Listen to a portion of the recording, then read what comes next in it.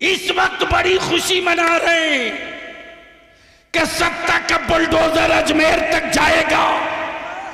बलिया भी कह रहा है उस गलतफहमी में मत रहो, अब तो सही जगह हाथ डाल दिए हो। अब तक दीवारों से टकरा रहे थे, अब मौला अली के बेटे से पंगा पड़ गया है। और बलिया भी कहता है मत मेरे होठ पर उंगलियां रखो, वरना मैं वो पोल खोल दूंगा कि मेरी मस्जिदों के बुनियाद के नीचे शिवलिंग ढूंढने वालों, अगर मैंने ढूंढना शुरू कर दिया तो दूर दूर तक तुम भारत में कहीं नजर नहीं आओगे। पूछना चाहता हूं, अगर तुम ये कहते हो कि सबसे पुराने तुम हो तो बता दो जरा कि जब इतने पुराने तुम हो तो फिर हमारी मस्जिदों में तुम्हारे लोग पनाह क्यों लिए हुए थे? बच्चों से पनाह क्यों लिए हुए थे? इसलिए एक मस्जिद तो चली गई, बाबरी मस्जिद। भारत में अब कोई दूसरी बाबरी मस्जिद बनाने की गलती करेगा तो याद रखो बलिया भी हुकूमत से लेकर उन गुंडों को भी कह रहा है, अब तक तारीख में एक करबला पड़ा गया था, भारत के हर गली में करबला नजर आएगा। सुभान अल्लाह, सुभान अल्लाह।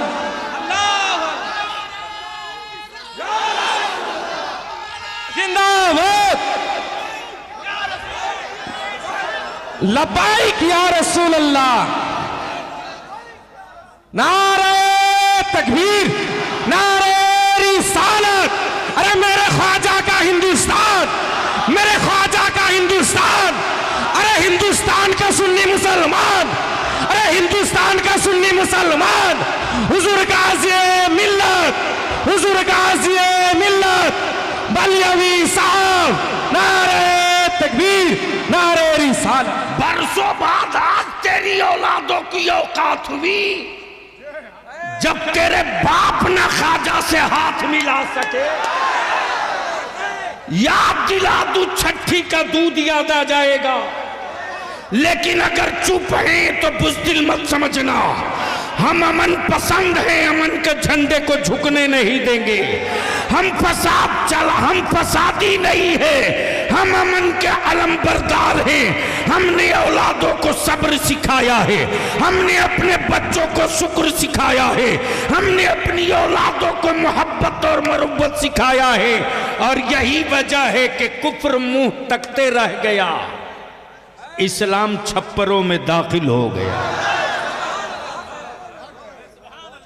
लेकिन याद रखना, मुट्ठी 12 लोग निकालो 1991 का वो कानून, निकालो 1947 का वो कानून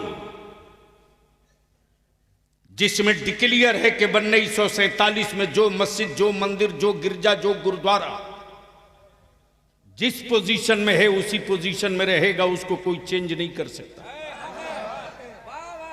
लेकिन ये सत्ता और हुकूमत के पाले हुए विदेशी गुंडे, अमेरिका और इस्राइल के दल्लों भारत के लोगों को धर्म के नाम पे नहीं बांट सकते। 800 साल हुकूमत किया, कहां थे उस वक्त? कहां थे? अब निकल के आए हो। 800 साल माने रखता है, अभी तो 100 साल भी नहीं पूरा हुआ। अभी तो 100 साल भी पूरा नहीं हुआ, कितने टुकड़े कर दिए। 800 साल जब हमारे बाप दादा ने हुकूमत की तो पाकिस्तान को वजूद में नहीं आने दिया, बांग्लादेश को कहीं से निकलकर अलग नहीं होने दिया, पेशावर से आगे बढ़ तो तन्हा तन्हा भारत वो मुल्क था। अगर चाहता तो आलमगीर औरंगजेब नाम बदल सकता था, नाम बदल सकता था। लेकिन यार इस्लाम वाला नाम नहीं बदलता है, नेचर बदल देता है। इस्लाम वाला नाम नहीं बदलता है, नेचर बदल देता। जो खुद ही नंगा हो वो दूसरे को कपड़ा पहनाने की क्या बात करेगा। लेकिन अफसोस उन पर नहीं मुसलमान, अफसोस तुझ पर है। करोड़ों रुपया तुम खर्च करते हो, हमें इससे मतलब नहीं कि तुम वोट किसको देते हो किसको दोगे। लेकिन इतनी बात बलियाबी जरूर कहेगा, आखिरी सांस तक कहेगा। सबके लिए तुम सोचते हो, अपनी औलादों के लिए, तेरी औलादों के लिए कभी किसी ने सोचा? कोई सोचा हो तो बताओ। सबसे ज्यादा अगर भारत में स्टेट में किसी की हुकूमत रही तो सेकुलर कहलाने वालों की। अगर इन सेकुलर पार्टियों के नेताओं के दिलों में बेईमानी नहीं होती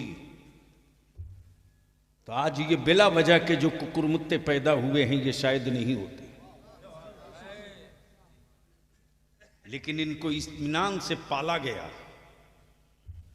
ताकि मुसलमानों को डरा के रखा जाए।